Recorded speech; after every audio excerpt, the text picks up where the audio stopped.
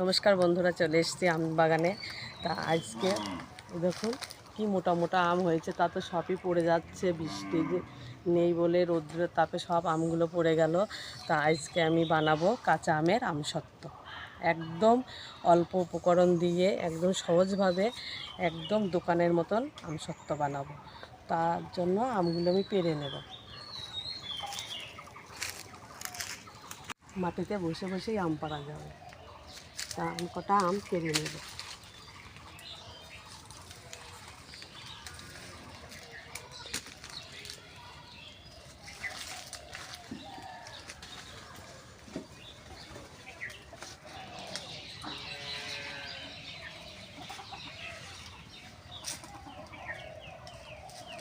এই আম কটা হলে আমার হয়ে যাবে। আমি চলে যাবো এবারটা উনানের পাড়ে।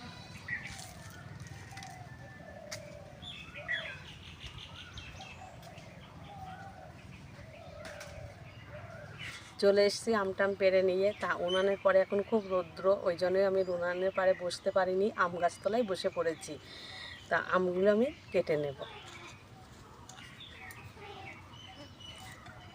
এইগুলো কিন্তু ন্যাংরা আম, খুব টক আর পাকলে খুব মিষ্টি, কিন্তু আমের রাজা ন্যাংরা। আর টুক টুক টুক টুক করে আম পড়েই যাচ্ছে। আর এই আমটার একটু সবুজ রাখলে হবে না, একদম সবুজ বাদ দিয়ে কাটতে হবে, একটু বাদিয়ে বাদিয়ে। এখনো আটি বসিনি, এখন পুই ভেতরে।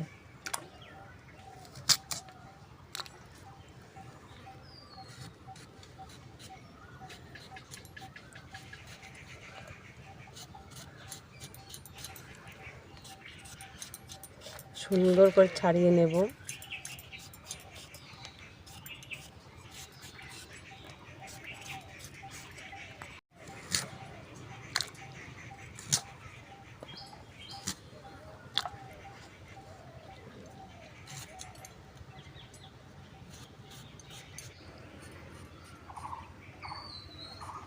আমার সমস্ত আমগুলো কাটা হয়ে গেছে।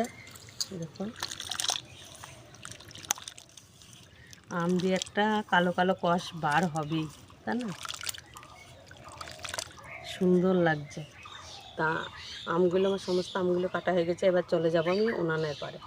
আমটাম কেটে একদম পরিষ্কার করে জল দিয়ে ধুয়ে নিয়ে চলে এসেছি আমি উনানের পাড়ে। উনানটা ধরে নেব। উনানটা ধরে দিয়েছি, কড়াতে দিয়ে দেবো জল।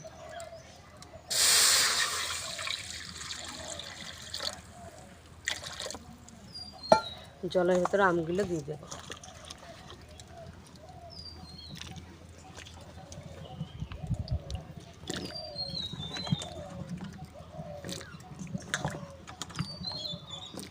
চাপা দিয়ে খুব ভালো করে সিদ্ধ করে নেব আমটাকে।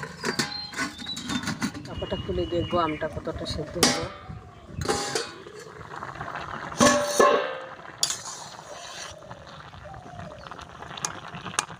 সিদ্ধ হয়ে গেছে। আমি খুঁজে এইভাবে কেটে কেটে দেবো।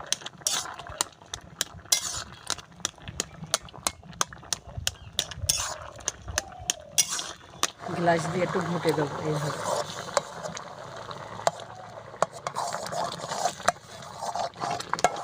খুব ভালো করে ঘুটে দিতে হবে, গোটা গোটা একটু ভেঙে দিতে হবে। আমটা খুব ভালো করে গোটা হয়ে গেছে, আমি এবারে নামিয়ে নেব।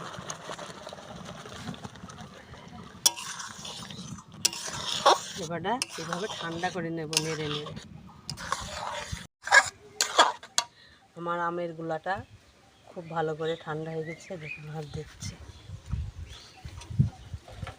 আমটা ছাকার জন্য আমি যখন জাল নিয়েছি, আপনাদের কাছে ছ্যাঁকনা থাকলে ছ্যাঁকনা নেবেন, আমার কাছে ছ্যাঁকনা নেই, ওই জন্য আমি জাল নিয়েছি।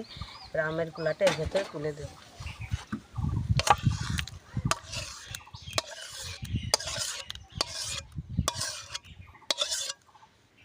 এইভাবে আমি মুখটাকে জড়িয়ে নেব, এইভাবে এইভাবে চিপে চিপে বের করে নেব।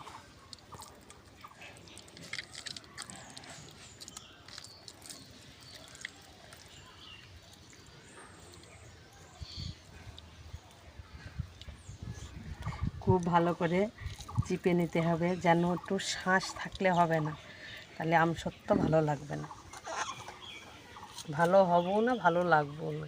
এর গাদটা আমার খুব ভালো করে বার করা হয়ে গেছে। এই দেখুন এই ছিপড়িগুলো থাকলে ভালো লাগবে না।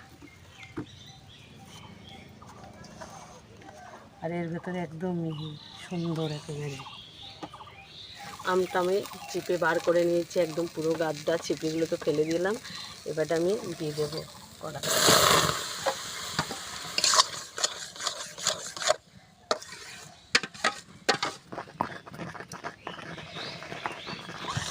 এইভাবে ভালো করে নাড়তে হবে, তলায় ধরে না লেগে যেন না যায়, তাহলে ভালো হবে না।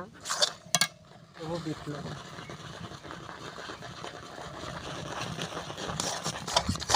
বিট লবণ দিয়ে খুব ভালো করে মিশিয়ে নিতে হবে। আমি বিট লবণটা দিয়ে খুব ভালো করে মিশিয়ে নিয়েছি। এবার দিয়ে দেবো চিনি।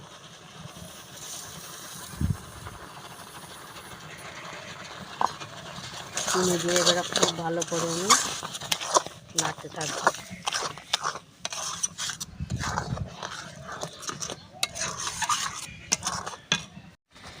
আপনারা মনে করলে এর ভেতরে লঙ্কার গুঁড়ো, হলুদ গুঁড়ো, দারচিনি, তেজপাতা ব্যবহার করতে পারেন। আমি কিছুই ব্যবহার করব না। আমি সামান্য দুটো উপকরণ দিয়েই আমসত্ত্বটা তৈরি করব। আমি বিট লবণ আর চিনি দিয়ে করব। আপনাদের পছন্দ মতন আপনারা দারচিনি, তেজপাতা, তার বিট লবণ, ঝালের গুঁড়ো, হলুদ দিতে পারেন। আমি ওগুলো দেব না।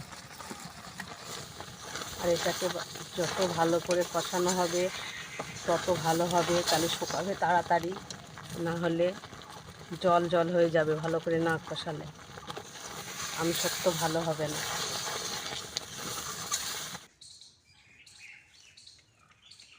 এরকম আস্তে আস্তে কালার চেঞ্জ হয়ে গেছে, কিন্তু হয়ে গেছে। আমি এবারে নামিয়ে নেব।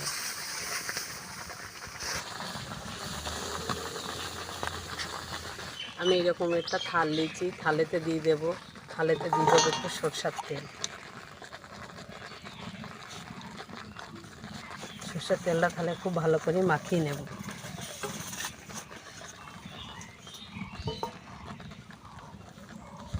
এবার আমের গুঁড়াটা আমি থালে দিয়ে দেব।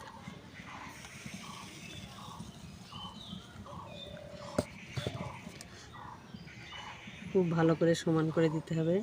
আর আমি খুব পাতলাও করব না, খুব মোটাও করব না। এভাবে আমি একদম পুরো সমান করে করে দেব। এইভাবে একদম সমান করে দেব। সমান করে না দিলে কোনো জায়গায় পাতলা হবে, কোনো জায়গায় মোটা হবে। এভাবে আমি চারিদিকে ঘুরিয়ে ঘুরিয়ে সমান করে দেব। আমি এই আমসত্ত্বর গোলাটা থালে সমান করে দিয়ে দিয়েছি। এবার চলে যাব আমি রৌদ্রতে দিতে। আমি রৌদ্রতে দিয়েছি এই গোলাটা, এই আমসত্ত্বর গোলাটা আমি 2 থেকে 3 দিন শুকাবো। আর প্রত্যেক দিন একবার করে চেষ্টা করব আপনাদের দেখানো, মানে শুকানোর আগ পর্যন্ত। তো এখানে শুকাক। 24 hours later.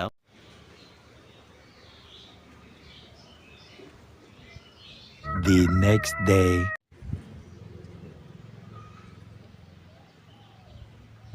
আমি 2 দিন পর ফিরে এলাম।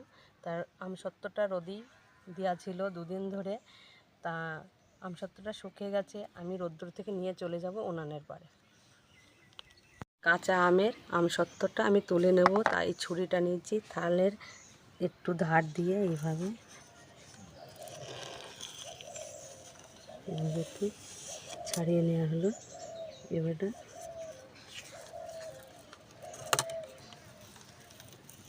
কি দারুণ বাবা, গরমে হাতে রাখা যাচ্ছে না। আমি আমসত্ত্বটা পিস পিস করে কেটে নেব।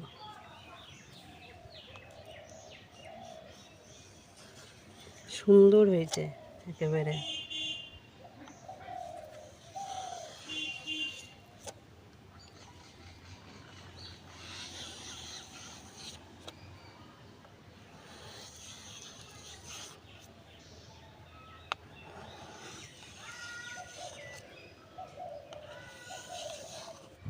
কাঁচা আমের আমসত্ত্বটা আমি পিস পিস করে নেব।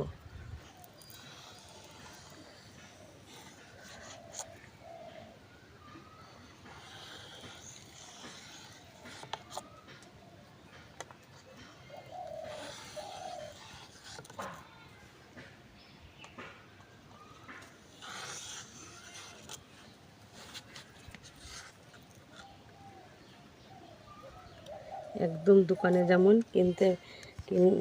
দোকান থেকে যেমন কেনা হয় সেই রকম একদম আমসত্ত্ব হয়েছে কাঁচা আমের, কিন্তু আমার দোকানের মতন পিসটা হয়নি।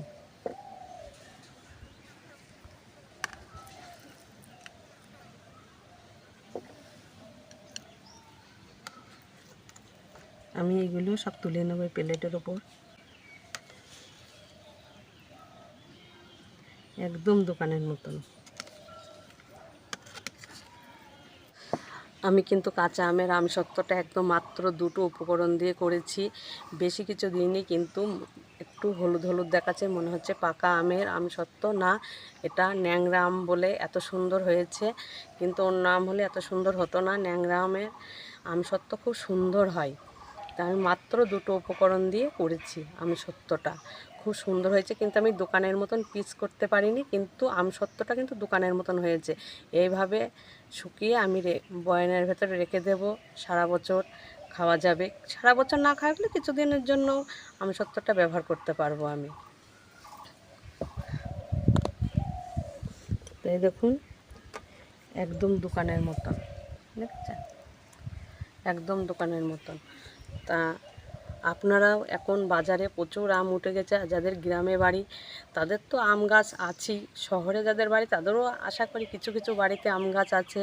আপনারা অবশ্যই করবেন, ন্যাংরাম না পান অন্য আম দিয়েও করবেন, আর যদি চেষ্টা করবেন ন্যাংরাম দিয়ে করার। ন্যাংরাম দিয়ে করলে খুব সুন্দর হয়। বেশি উপকরণ নয়, মাত্র 2টো উপকরণ দিয়ে কাঁচা আমের আমসত্ত্ব বানিয়ে ফেলবেন, একদম খুব সুন্দরভাবে আমসত্ত্ব হয়ে যাবে। এ দেখুন বাজারে বা দোকানে যেরকম আমসত্ত্ব হয় একদম সেই রকম, এরকম দেখেছেন, একদম জেলি মতন, একদম খুব সুন্দর। বাজারে বা দোকানের এইরকমই আমসত্ত্ব হয়।